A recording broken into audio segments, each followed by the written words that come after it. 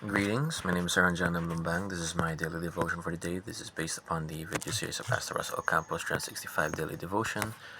At yung topic po natin ngayon ay tungkol sa the glory of God in all our activities. Maganda po yung topic ngayon. And scripture ay Corinthians, 1 Corinthians, chapter 10, verse 31. So whether you eat or drink or whatever you do it all for the glory of God. So, tingnan muna natin yung unang teaching natin na God renews our hearts. So, kagaya nga sinabi ni Pastor Russell Campo, the Bible is divided into two. Na meron po tayong Old Covenant and New Covenant. Meron tayong Old Testament and New Testament. Sa ganun, yung Old Covenant, ito yung lumang pinagkasunduan ng tao at ng Diyos. Kung saan madami po itong mga patakaran, madami itong mga rules na kailangan sundin na ang nangyari madalas, hindi talaga nasusundan, hindi talaga nasusunod.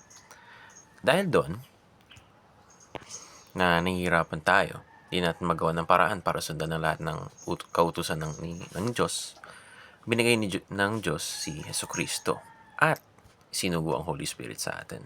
No? So yung dalawa, Jesus Christ and the Holy Spirit, for us, one for our salvation, one for our change. So, hindi tayo masasabi na ligtas tayo, hindi tayo masasabing nagkaroon tayo ng redemption kung hindi natin pinapakitaan o walang pinapakita tayong pagbabago sa ating mga sarili. Sa ganun, pagkatapos tayong niligtas, pagkatapos inako lahat ng kasalanan natin ni Jesucristo sa cross o sa krus, at siya ang sumalo sa lahat ng ating mga kasalanan ng mundo, isinugo naman ng Holy Spirit, iniwan naman sa atin para mamuhay o manatili o mamuhay o mag-take hold sa ating buhay yung Holy Spirit upang mabago yung puso natin.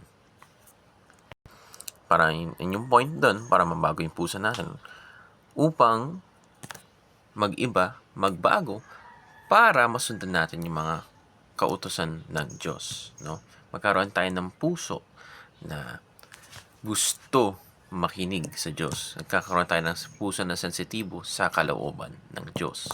No? So, hindi lang tayo binabago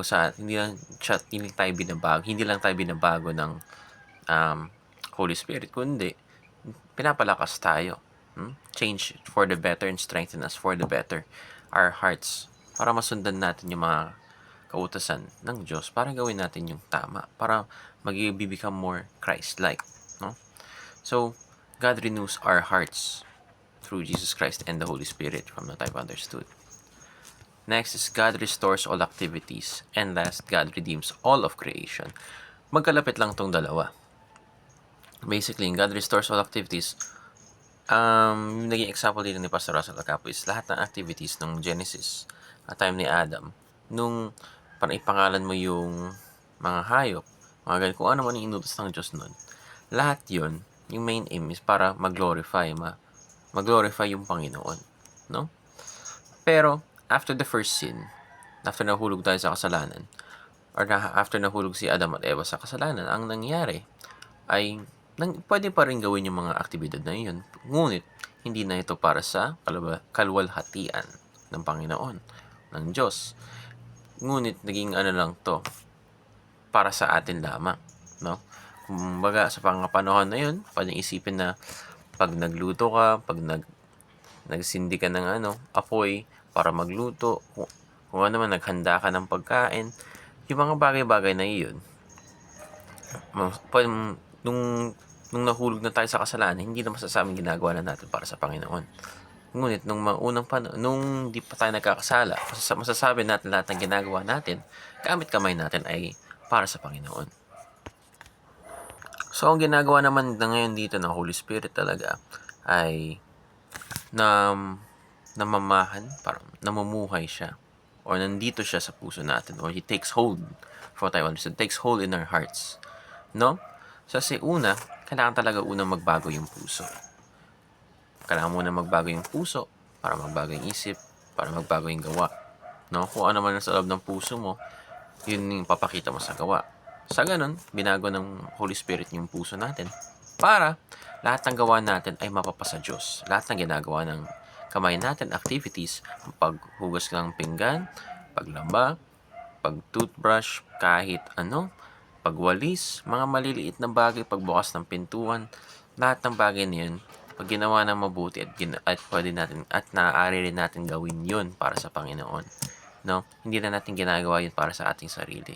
Pag ginagawa natin na mabuti ang isang bagay, nagiging paraan ito para i-worship ang Diyos, no?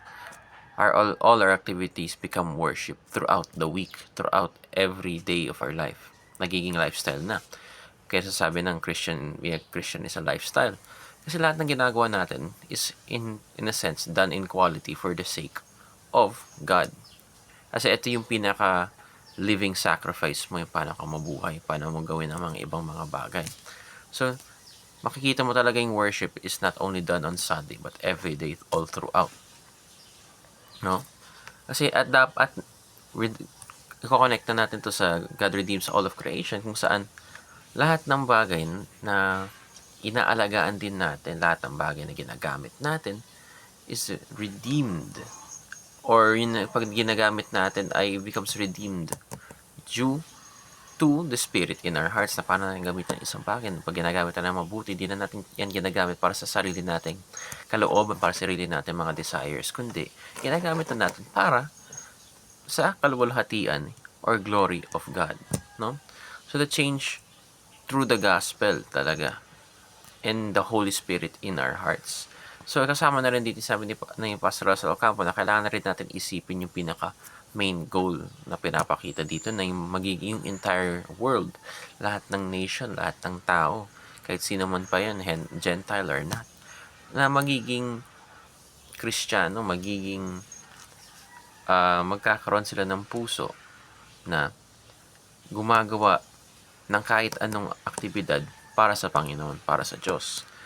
Na anong point nito, isipin mo na lahat kung lahat ng aspeto, lahat ng trabaho ay ginagawa pinakamabuti nila para sa Panginoon. So, anong itsura ng mundo na yun? Definitely, parang utopia, no? Ipa mo doktor, senador, police, teacher, janitor, lahat yan, lahat ng trabaho. Isipin mo yun, kung ginagawa nila yung pinakamabuti nila para sa Panginoon, ano ba kaya? No? Hindi ba magbabago ang mundo nun kung lahat tayo gumagawa na pinakamabuti na pinakakaya natin, na masasabi natin ay sapat na sacrifice, living sacrifice to God, no? So that is all seen in our activities, as all we do is a sacrifice or is a way to worship God through our work. So yun lamang. Salamat sa pakikinig and mabuhay.